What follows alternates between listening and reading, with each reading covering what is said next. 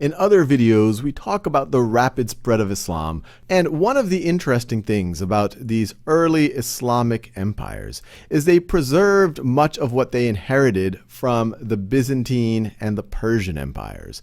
The infrastructure, including the roads, the bureaucracy, a lot of the culture. And they also began to collect the knowledge from within the empire and from the peoples that they encountered on the borders of the empire, including the Indians and the Chinese. And they did this throughout the Umayyad dynasty, but it really came to its full fruition during the Abbasid Caliphate.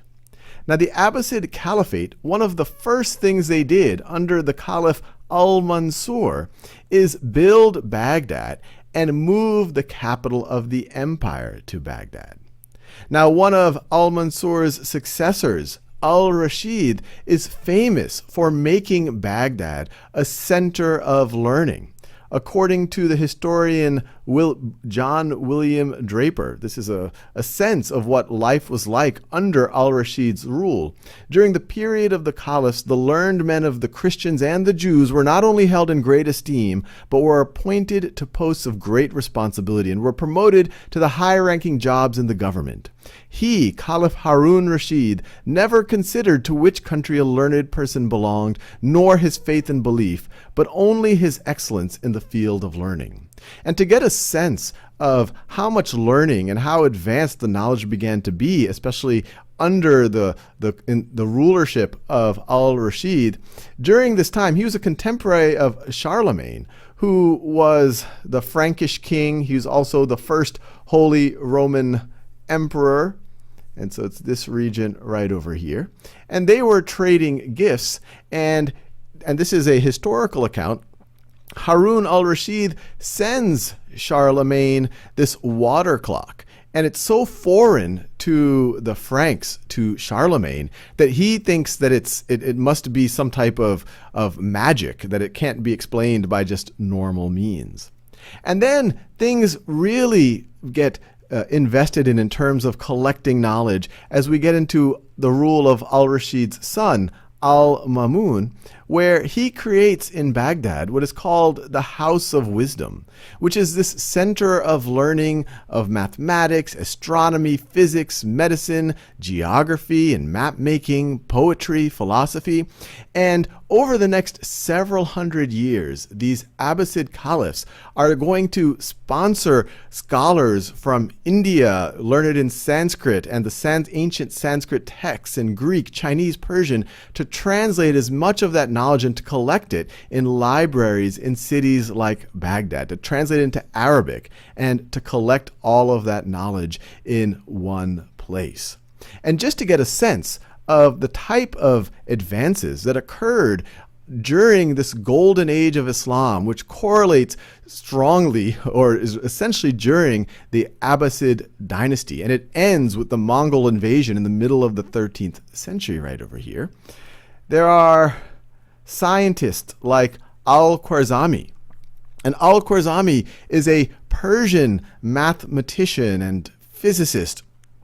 And he's famous for being the father of algebra. The word algebra that we now have today, and on the subject that you can learn a lot about on Khan Academy, it comes from the Arabic word al-Jabr, and his book, Al-Kitab al-Mukhtasar fi Hisab al-Jabr wal Muqabla, which literally means, and those of you who might speak Arabic or Persian or even Hindi or Urdu might recognize Kitab as book, and then Hisab is calculation, and Al-Jabr is an operation of completion. And it's essentially this, it's one of the operations we now do in algebra where you're doing the same thing to both sides of the equation, and balancing it was also a very similar operation. He also brought the Indian number system, or the Hindu numerals. He brought them to the Islamic empire, and that was really the bridge to bringing it to the West. Famously, Pope Sylvester II, he was educated in Catalonia with the point of acquiring knowledge that was gained from the Arabs. Remember, the Arabs were in control, or the Islamic empires. It was not the Abbasids. It was actually the remnants of the Umayyads were in control of Spain at the time. But because of that, this area was considered a center of learning. And Pope Sylvester, who got his education there, he's the one that is often given credit for being one of the first to introduce the decimal numeral system, this Hindu Arabic decimal system that we now use for our numeric system, as opposed to something like Roman numerals. Another very interesting thing is not only the word algebra comes from algebra, but the word algorithm literally comes from his name. The name Al-Khwarizmi in Latin they pronounce as algorithmi. So other significant contributors to the science of all of human civilization are people like Al-Marwazi. Al-Marwazi, once again in Baghdad, and he would have been a contemporary of Al-Khwarizmi. And he, if you've ever taken trigonometry or if you're about to take trigonometry, he is accredited with coming up with the core trigonometric functions. We're talking about sine, cosine, tangent and cotangent. It might have been Marwazi or it might have been another mathematician named Al-Buzjani, who came a little bit after, or a lot, depending on a human scale, but was also based in Baghdad. And together, they came up with the six trigonometric functions. They weren't contemporaries of each other, but they both made significant contributions to what we now call trigonometry, including many of the trigonometric identities that we now learn in high school. Now, you also have physicists, mathematicians, astronomers like Alhazen.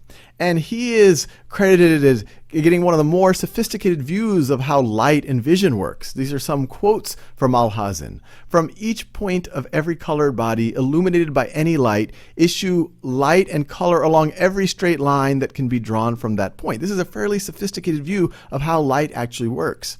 And he's also credited with using and understanding the scientific method several hundred years before the Renaissance in Europe.